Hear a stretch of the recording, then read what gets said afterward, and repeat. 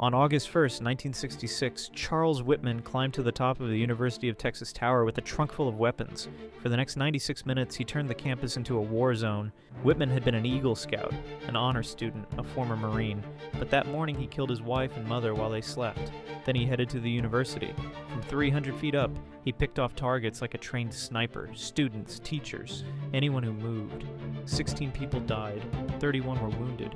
Police couldn't reach him. The tower was a fortress.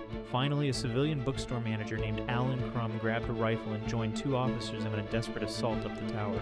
They cornered Whitman on the observation deck and ended his rampage. But the real shock came during the autopsy. Doctors found a massive brain tumor pressing against Whitman's amygdala, the part of the brain that controls aggression and fear. One tumor had transformed an Eagle Scout into America's first mass school shooter.